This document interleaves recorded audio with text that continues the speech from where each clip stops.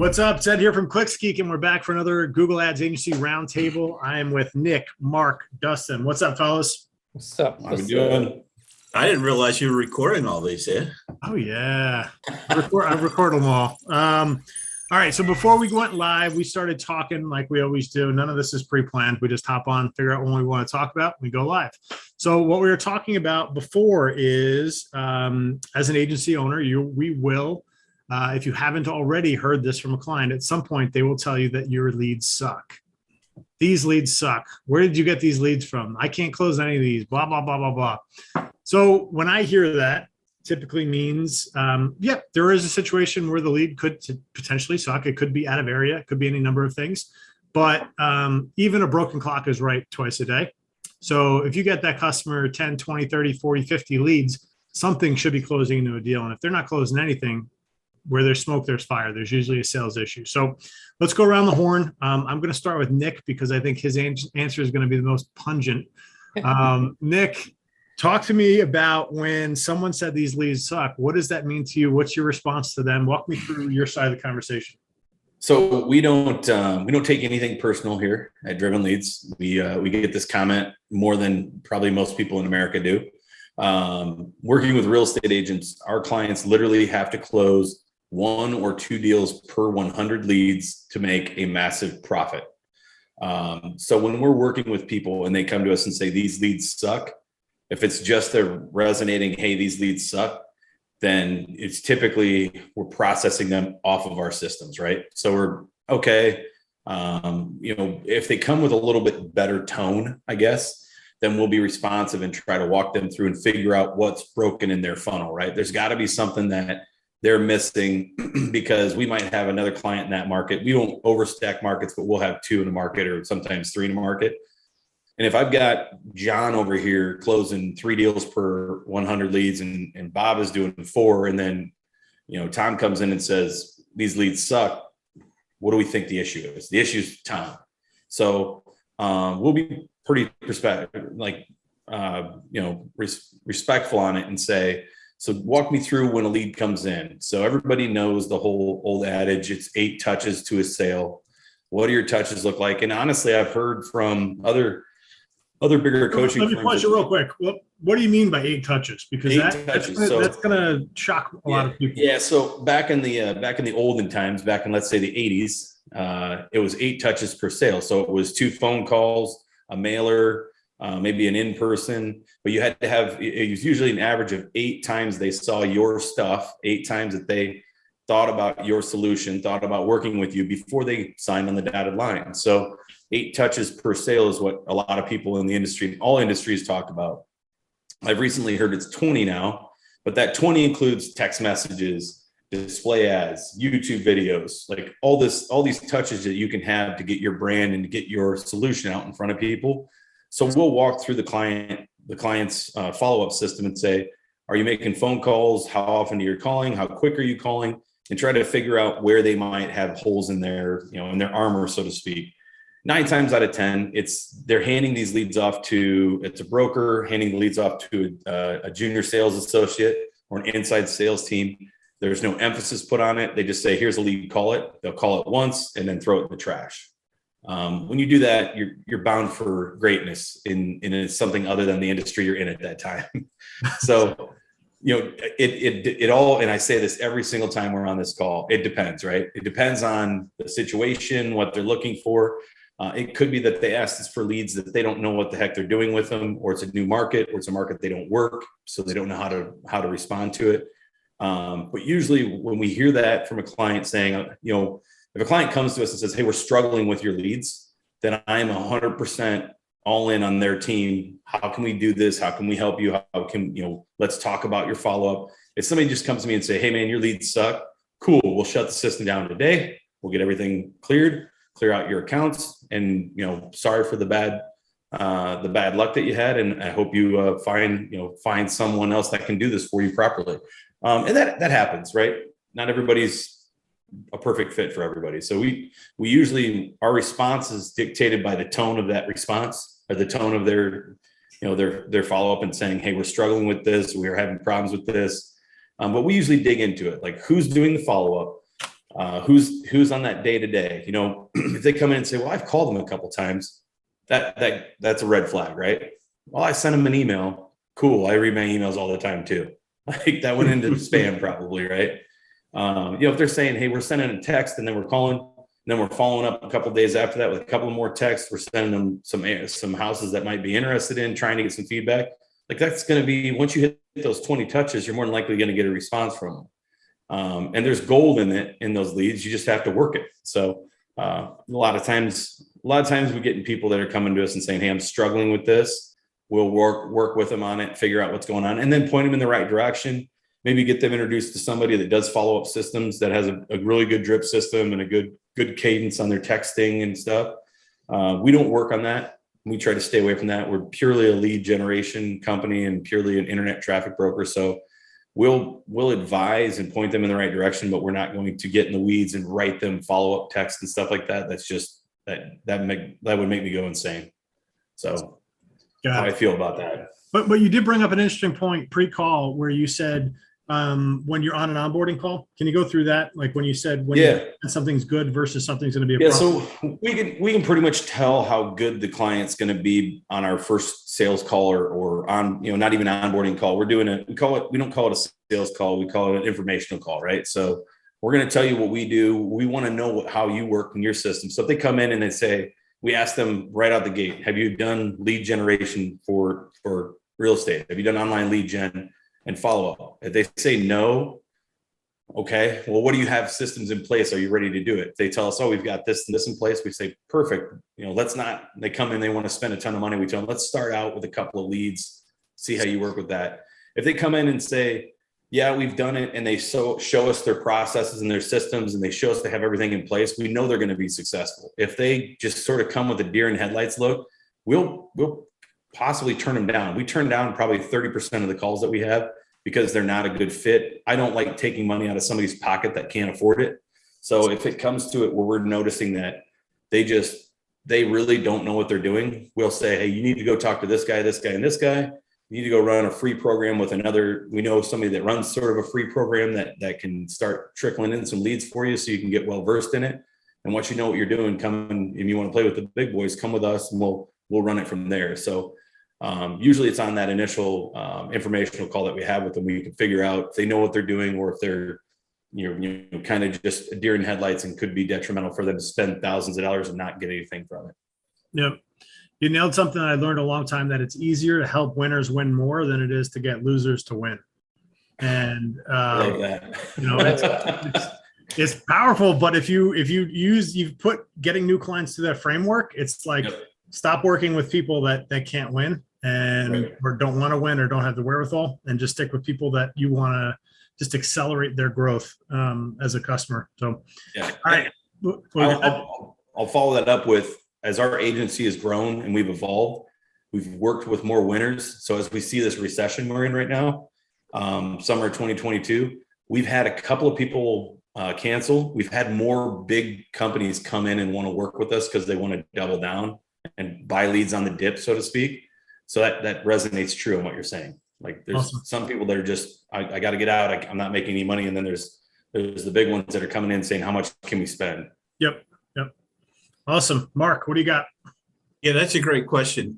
When it comes to following up with the leads, we don't do any particular training for our clients, and we do a lot of white label. So we're not working directly with the end client many times. But one client who was a direct client who comes to mind when you talk about this was the guy who gave me that call, the exact call that Nick got, which is, your leads suck.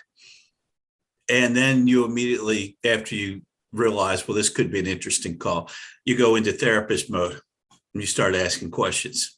Tell me more about that. Mm-hmm. So I see the leads that come in. So in this particular case, it's a company that does excavation and land clearing in Texas. The leads are about excavation and land clearing in Texas. So I'm knowing that these leads are pretty spot on. I don't know if they're sales qualified.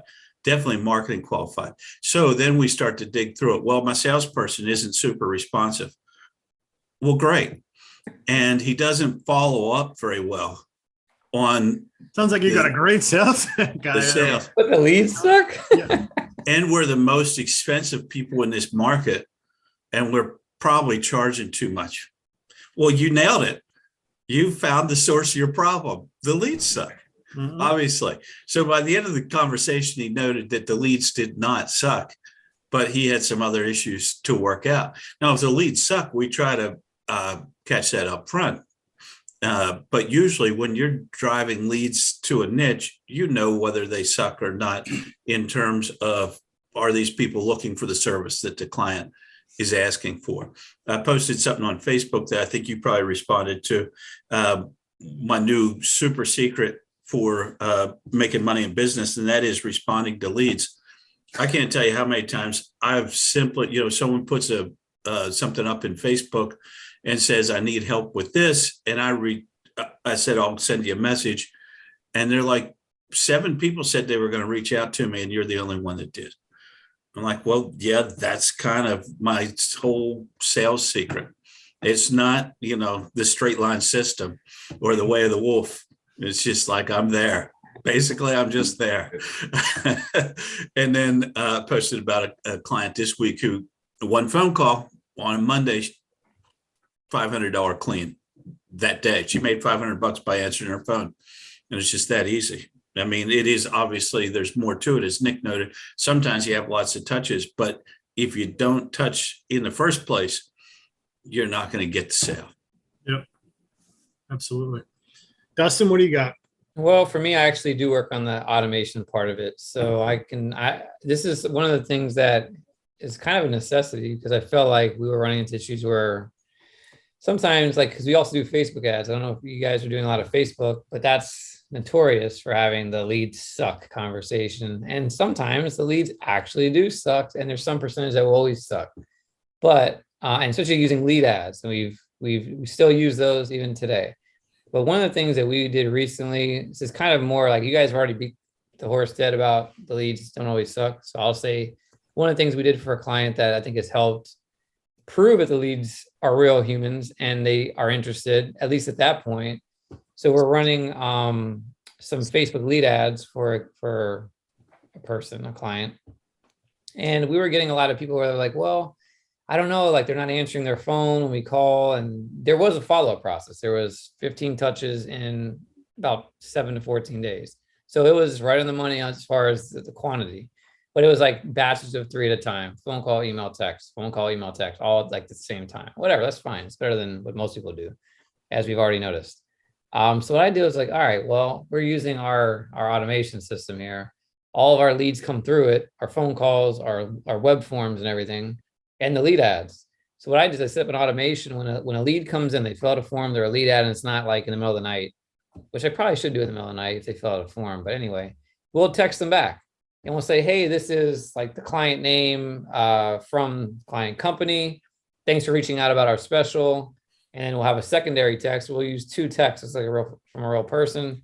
We'll say, hey, I'll give you a call back as soon as I can from this number, right? There's 2 reasons for it. One is, the other problem with leads sucking is that they don't answer the phone. Well, they don't answer the phone because they don't know who the heck you are calling them. So here we're telling them, this is who we are. We're going to call you from this number, right? So you recognize it. Maybe just remember the last 4 digits or whatever. That's how I do it. And then a lot of times we'll get a response. Believe it or not, this is a real human being that actually responds. It says, oh, cool. Or, hey, I'm working until 5. Or, hey, call me next week. Or, hey, can you just tell me how much it costs? That tells me right now, this is a real human being who actually asked a question. So at that point, if that lead sucks, come on now. It doesn't suck. Obviously, they wouldn't have asked the question. And of course, they have the opportunity to answer right there in the chat and in the system or whatever. And it's not unique to anything we're doing. It's just common sense, right? If somebody responds, you respond back to them. So I feel like there's also the conversation of yes, the leads can suck sometimes, and some percentage will, but there's also, what can you do to help? Number one, really know the hot leads. If we're going to have 100 leads come in, and yes, there's a percentage that suck.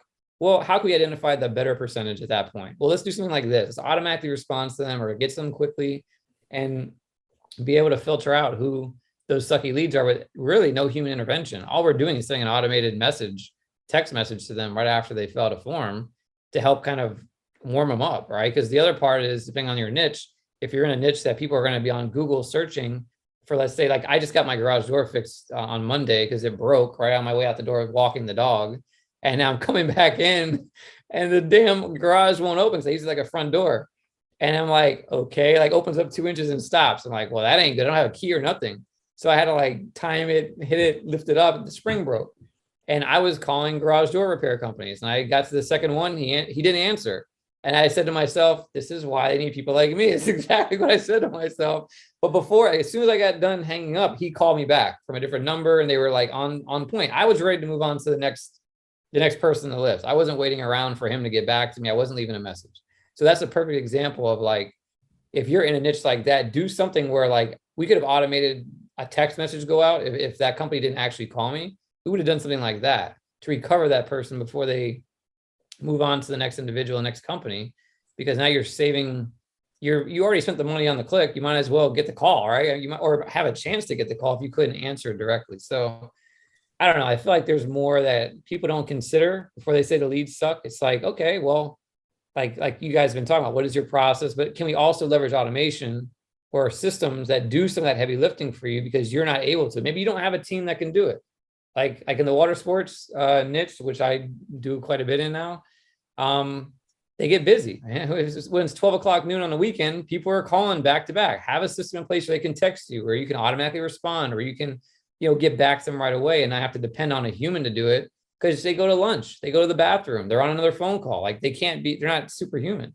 And if you want to hire 2 of them, now you're just spending money on an extra person that you don't really need all the time. You just need them for the peak times, right? Not to mention they're hard to find and they want more money and they don't even deserve it most of the time. So you got that whole issue. So why not take automation and put some simple stuff together to leverage that time? And with our economy the way it's going, that's probably be a lot more important because you could spend a few bucks on a system like that and not have to hire a person, right? And it'll work way more consistently. It'll say exactly what you want to say every single time. It will answer every single time, and you'll help recover, or at least get to the bottom of more of those leads a little bit faster and hopefully convert more. So long answer. What automations are you using? What software? And then what percentage of your clients are you actually installing this automation in? Yeah, so we're using our version of High Level. We have a bunch of like snapshots and things that we kind of tested over time and worked out. So we're using that. The types of things we're doing are, again, if somebody misses a phone call, we want to automatically text them back. Somebody fills out a form right away, and this depends on the client, depends on, do they have somebody that's ready to answer these phone calls and it's going to manually call them back? We'll still probably do a text anyway. We'll just say, look, if you miss a call or a message comes in, our system's going to respond in like within 5 to 10 seconds. So just realize that if they wonder, oh, I got a text from you. Yeah, don't worry. I just texted you. I just called you, whatever. We'll do it for any kind of like social media. If we're using any kind of Facebook ads, even if we're not using Facebook ads, and they still have a Facebook page that gets messages from people, we'll still put that there. For Google My Business Chat, same sort of a thing. And then there's of course a review building, right? So like depending on at what level the client uses it, for the tour operators and for the water sports guys, we're pulling in their bookings from like Fair Harbor is a big booking engine that we pull from. So I know the day that they're going out on their trip. I know when it's over. So we send the message out the next day. So that's an automation. It's not for converting leads necessarily. It's for getting reviews, but it's the same sort of a thing. And pretty much for every client that we have taken on in the last year, if it's not, a client where it doesn't make sense, we're going to at least put the basics like that in place. You know what I mean? And now we're moving further down the line for more of like a nurture thing, like with email and stuff, which I know we're going to talk about, but that's something that I'm working on is like, how do we plan out the next 12 months of touch points? Even if it's not maybe like salesy, it's just being a human. Hey, it's Thanksgiving, man. We're thankful to have you as a customer. Hope to see you come back this year. Like something simple. It doesn't have to be difficult. It just has to be done. That's the way I see it. Got it. Yep. Mark and Nick, are you using, or have you seen any clients use any cool iterations of automation to help kind of lubricate this process? Mark, you want to start it?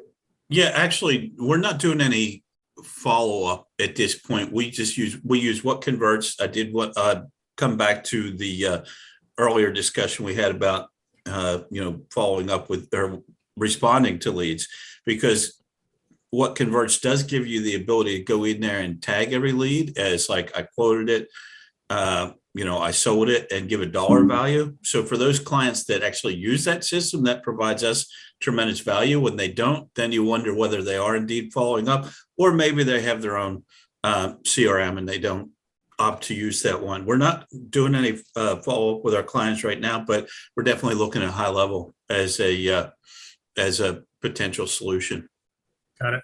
We were looking at Rob and I were actually emailing back and forth about it today and yesterday, to do a text back, missed phone call text back through CallRail. But the issue is it doesn't text through to the destination number.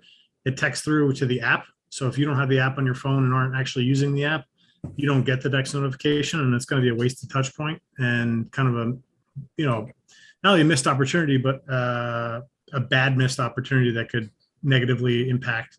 So we ended up pulling the plug on that idea. Nick, can you use an email notification for that?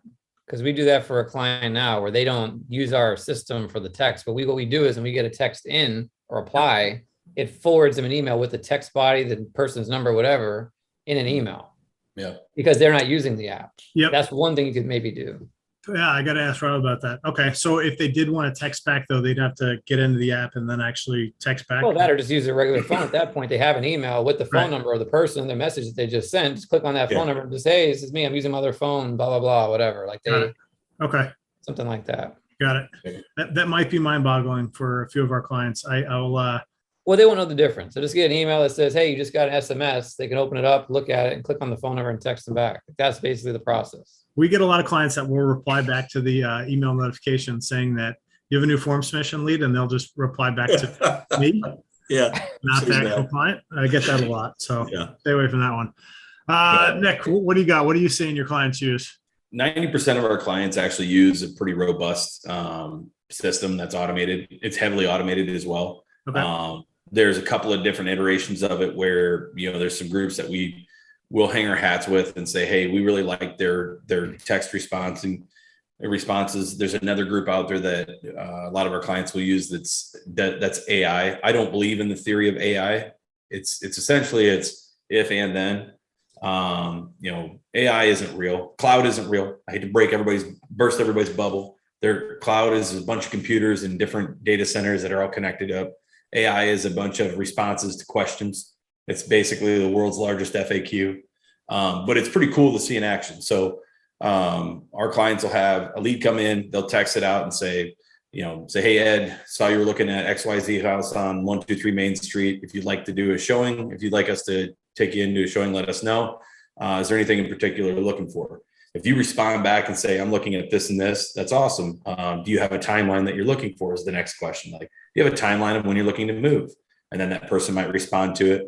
Then it'll be do you have a house that you need to sell before you're going to buy the next one, and have some questions about that as well. At any time when these auto texts are going back and forth, depending on what the person's responding, you can jump in and take over the conversation and either call or start texting as well. And the end user is none the wiser. Like, they don't realize that they're talking to a robot. It's a much better than it was back in, 5 years ago when it first came out. It was, hi, I'm a robot. Let me know what you need. Right.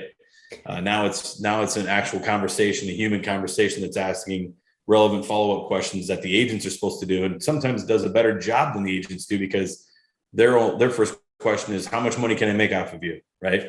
What price of house are you looking to spend? So that's not the question you want to ask. You want to be helpful and be insightful for that lead. So most of our clients will have text messages that go out like that. If the person isn't responsive, they'll ask even more questions. If the lead comes back and looks at another house the next day. So I've got a client that really goes high level with this one, where they'll send a text introducing themselves, thanking them for using their site, saying, let us know if you have any questions. They don't call them at all. So this guy generates a ton of leads, doesn't call them, sends them a text message first day. Anytime that they like a house or look at the same house twice or come back after being gone for a day, that's when they call. So they know that's a real lead. They know that lead is actually coming back to the site, going to be looking at houses again. It's time for me to jump. It's time for me to talk to them and ask them, what can we help you with? Instead of barraging them with phone calls right out the gate, they do that route. Now, I have other clients that we know for a fact, if you're looking at a house online, or if you've signed up at the site, you're going to be on the site for at least 8 to 10 minutes. I can show you the analytical data. So we tell our agents, call them when they're on the site, ask them if they need help working through the site. No different than if Amazon would call me when I'm looking for something and they notice I'm looking for something. If you call and say, hey, Nick, I know you're looking for this new TV. There's actually a newer model that's cheaper than the one you're looking at. Let me send you the link. That'd blow your mind, right? So we tell them to be supportive when they're doing that conversation and when they're talking to that new lead. But the automation that our clients are using is pretty intense. I mean, it's a heavy set. They're paying money for it, so they're paying another third-party solution to bring their system in and to upload that. But I would guess 90% of our clients are using some sort of automated text follow-up, and then really, again, reading and reacting to what the response to those texts are. Got it. Okay. Going to change things up here a little bit and switch from the client selling to internal agency sales. What is your take on your agency sales process in terms of follow-up? Are you leaving it in their court, or are you following up with them aggressively? What's your take on long-term follow-up strategies for agency sales? Nick, I'm going to go first with you because we've talked about this before and I like your answer. We don't do sales, haven't done sales for 15 years. We do informational calls. After we're done talking to them, depending on how that call goes, we might send them a worksheet, put the ball in their court and say, fill out this worksheet and we'll get started. We've had some people come back and be like, hey, I never heard from you, or hey, I needed more information from you. How come you didn't get back with me? Well, because you weren't warm enough to work with us. Like, you didn't want to work with us. So we do zero follow-up. We do zero drip. We're not the one that's wanting, we're not chasing, they're chasing us is the way we set it up. Most of our stuff is on referral base. Like, a good instance is Dustin sent over a referral recently. Thank you, Dustin. We've been playing phone tag. But at the same time, if a potential client calls us and says, tell me why I should work with you, my first response is, you're the one that called me, bud. Honestly, like, I'm not going to sit here and sell you stuff. I'm going to tell you how we do things and why we're successful for our clients, but I'm not going to hard sell somebody something they don't want. And again, we don't do follow-up. We really don't. We'll send out, like, if we do our marketing packet once a year, we'll send out an email for that. If there's a new thing that dropped and we know that we have past clients and potential clients that it could be good information for them, like a GLS thing like that, we'll send them an email out. And we'll actually get a lot of responses from that, being like, how come I've never heard from you in the last year? Well, we didn't need you as a client, I guess. I don't know. You didn't need us as a support. So it really has to be, and I think that helps our retention. It has to be somebody that really wants to work with us. We send them an email. If we don't follow up, we don't. Sometimes we'll follow up if we know that they were going to sign up and they might have questions, but that's 10% of the time. And it's not automated. It's all, by hand response through our ticket system. Like, hey, Ed, I haven't seen haven't seen the worksheet come through. Did you have any more questions? I'm going to be taking off for the weekend. So I'd love to, ask me anything you can now if you need anything. And usually it's like, oh God, I'm waiting for my marketing person to do that. Let me throw this out there for the person newer in the agency world, or someone starting out. How do you get to a position where you could be so laissez-faire with the no follow-up? How do you get to that point where it's on them to follow up with you and get away from the chase and kind of reframe it? How do you get to that point? You get people in that industry. So you get let's say if I had 10 clients in the real estate industry, if the real estate industry is interesting because every market they want to share with each other. They want to mastermind like we do, right? They want to give their notes and say, hey, this works, this doesn't work. Do a good job for the first few clients that you have. You're going to start to get referrals from them. Really, when I was bootstrapping everything 12, 13 years ago, I was on Facebook groups answering questions intelligently. Anytime anything would come up about Google Ads or marketing or pay-per-click stuff, I would answer that question. I would answer it instead of where I saw people like that wanted to run, wanted to be like us and wanted to run a firm. They'd be a direct message to that, or, hey, DM me and I'll give you that answer. No, don't do that. Show that you have value, show your intelligence on the on that Facebook group, you're going to get 15 DMs from that. You'll get people messaging directly and be like, hey, I'd like to talk to you about this. It seems like you know what the hell you're talking about. So if you're starting out, find Facebook groups that is in your industry and your niche, go in there and be a good human and answer questions.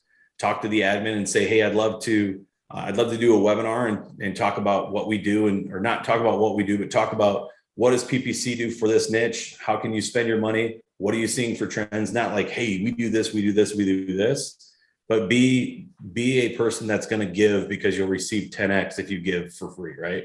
So we've gotten that laissez-faire, we don't care sort of attitude because of the fact that we went and did we worked our asses off with that. We do a bunch of webinars with people in the industry too. Like I'll jump on a Zoom like this, go through what are we seeing, the latest trends, and then they'll send that out to their group. Makes them feel good because they're able to provide good information, tangible information, and we'll get people that'll come in. A lot of our leads, and I know Ed, you're gonna laugh and hammer me on this, like content. If I'm out doing a bunch of webinars, like my sales guy or my guy that answers the sales phone is like half of our leads now are from people saying they saw you on YouTube. So I mean, it hits, it's real. So yeah. And honestly, if you were starting out now, like Facebook groups aren't as hot as they used to be, I don't think. It just, in my opinion, YouTube, like going out and talking about stuff on YouTube, they're going to find you, like you said, and then they're going to know that you know what you're talking about. So when people come to you and ask you for stuff, we're not assholes about it. I mean, I could be an asshole to a lot of people, and people don't like my personality, but that's fine. There's a million real estate agents. I don't have to work with that many.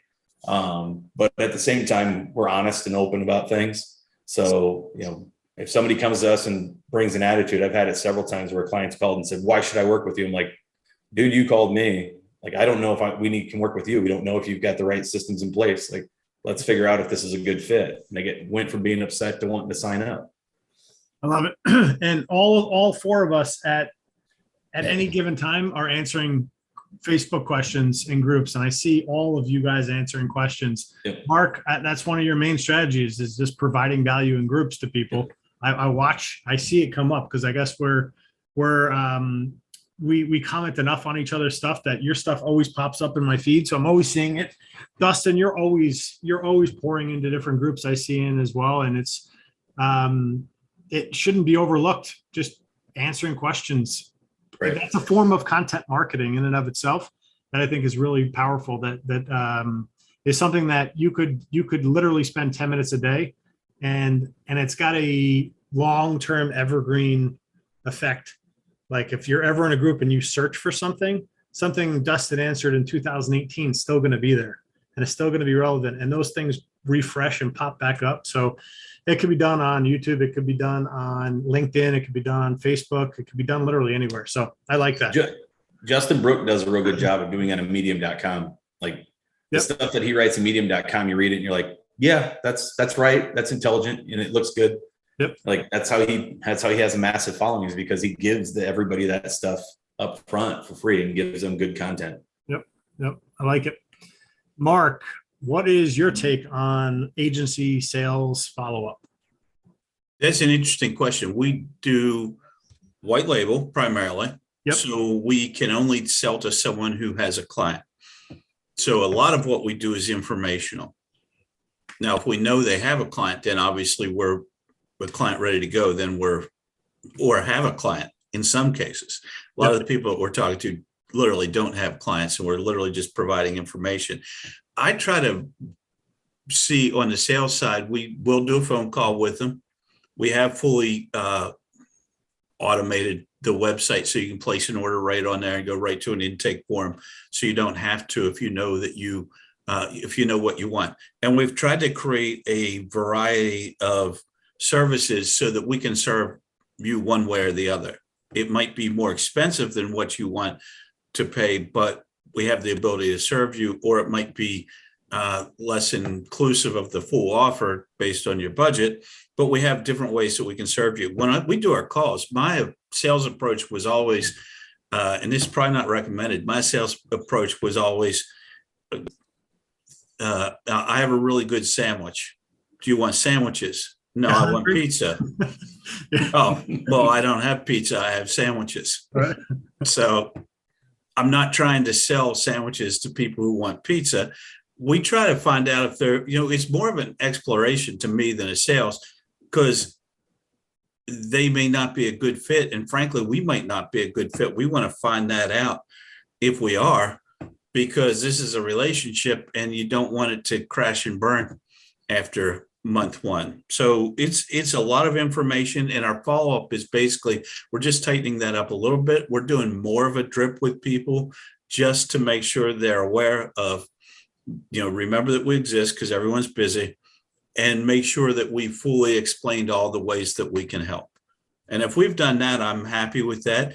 And to your point on Facebook, I've had people reach out to me 6 months after I've made a comment on there, sometimes I made a smart ass comment, but usually they're all relevant. Even some of those that are funny are relevant. There's value in the sarcasm. There is value in it. Don't discount it. There's value there.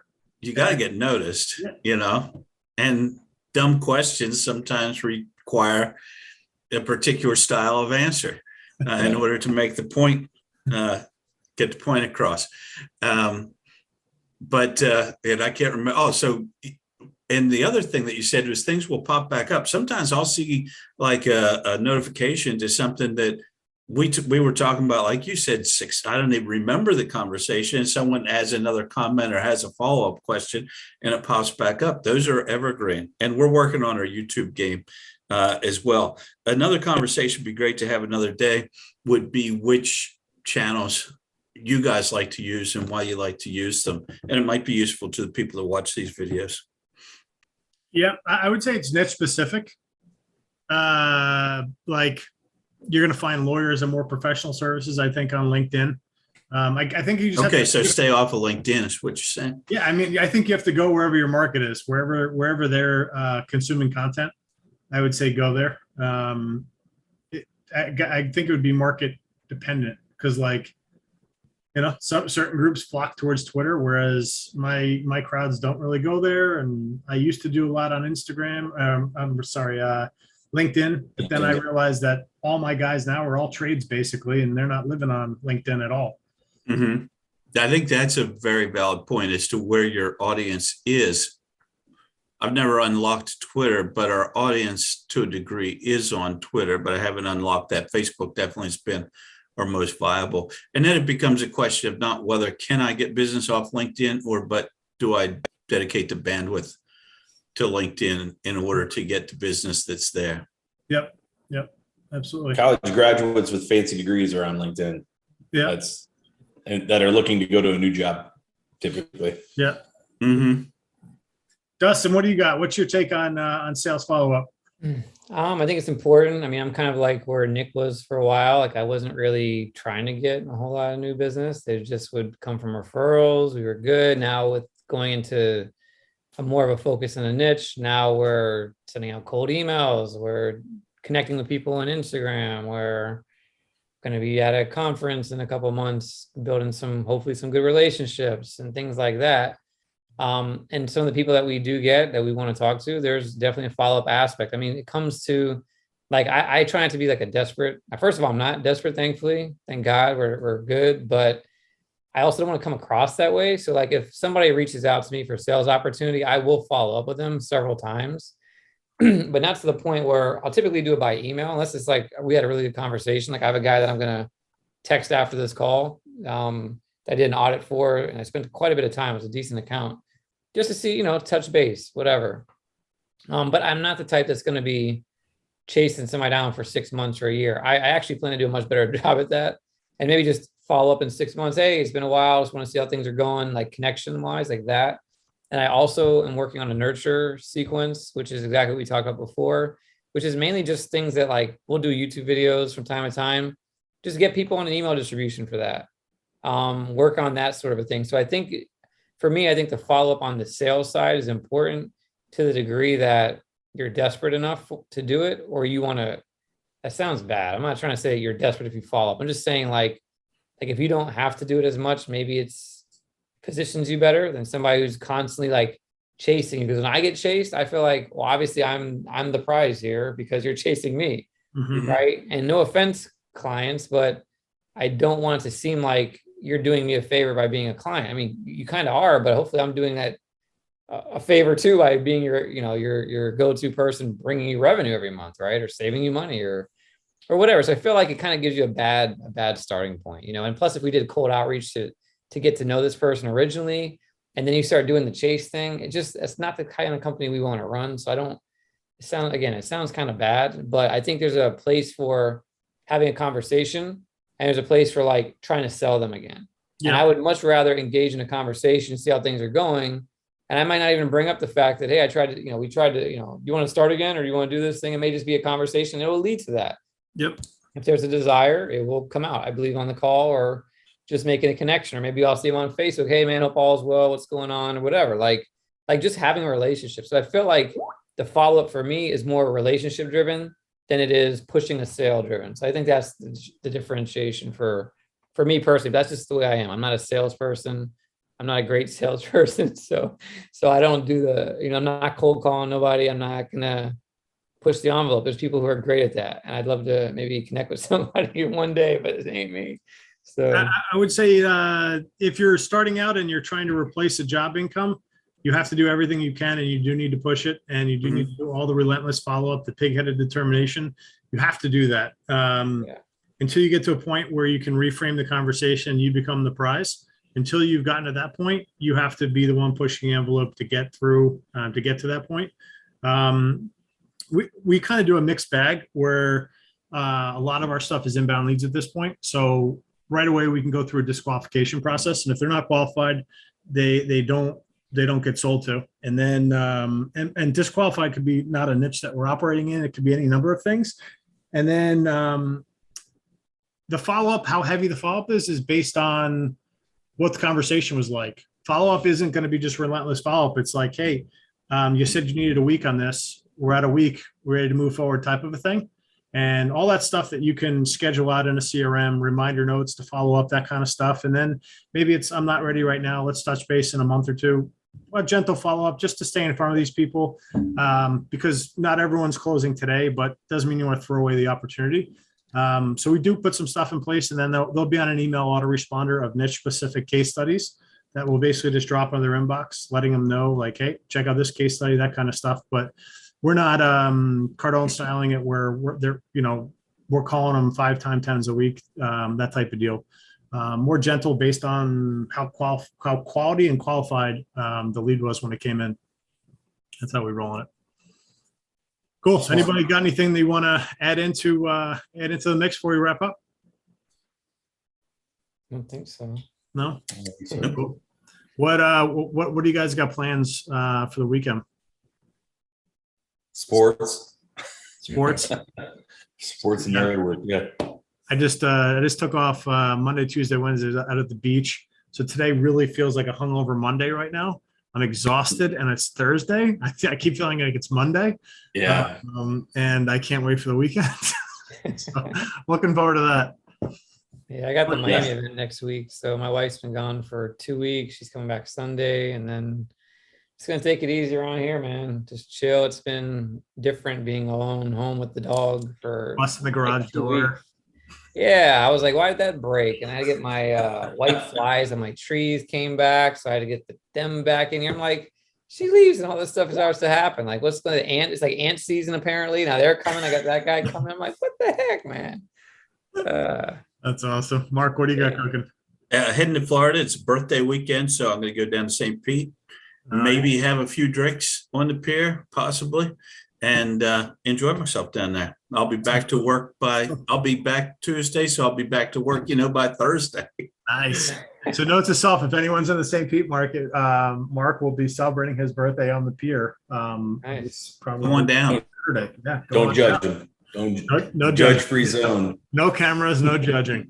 A lot of water sports guys there. Keep me in mind. Oh, okay. I'll pass them along. Awesome. All right, gentlemen, I'm going to end the recording here. And that's it. Have a great day. See you Hold on. guys. Thank you.